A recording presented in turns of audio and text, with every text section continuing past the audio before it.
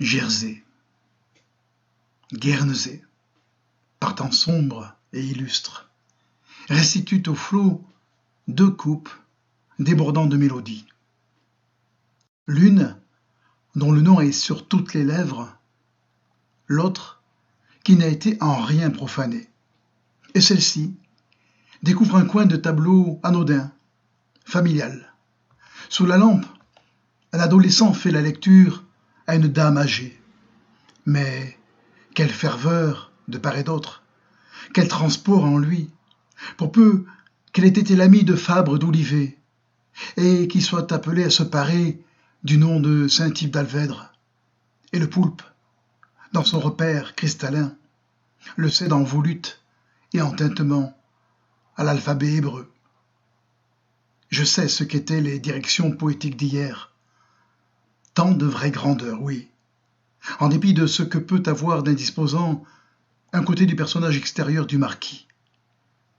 Cette réserve, aussi bien, vaut pour le montreur de poulpe, fâcheux attirail.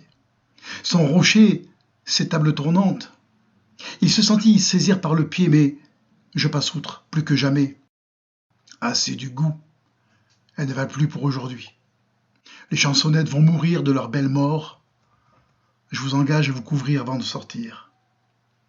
Il vaudra mieux ne plus se contenter du brouet, mijoté en mesure dans les chambres clignotantes, pendant que la justice est rendue par 3 quartiers de bœuf.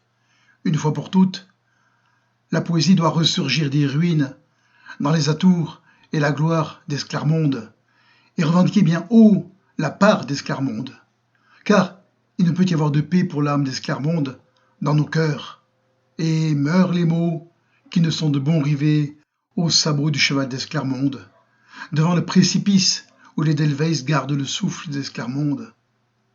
La vision nocturne a été quelque chose, il s'agit maintenant de l'étendre, du physique au moral, où son empire sera sans limite. Les images m'ont plu. C'était l'art, à tort décrié, de brûler la chandelle par les deux bouts. Mais tout est bien plus de mèche. Les complicités sont autrement dramatiques et savantes. Comme on verra, je viens de voir un masque esquimau. C'est une tête de reine grise, sous la neige, de conception réaliste à cela près qu'entre l'oreille et l'œil droit s'embusque le chasseur minuscule et rose tel qu'il est censé apparaître à la bête dans le lointain. Mais emmanché de cèdre et d'un métal sans alliage, la lame merveilleuse, découpée, ondée sur un dos égyptien, dans le reflet du XIVe siècle de notre ère, l'exprimera seule, par une des figures animées du tarot des jours à venir. La main dans l'acte de prendre, en même temps que de lâcher, plus preste qu'au jeu de l'amour et de l'amour.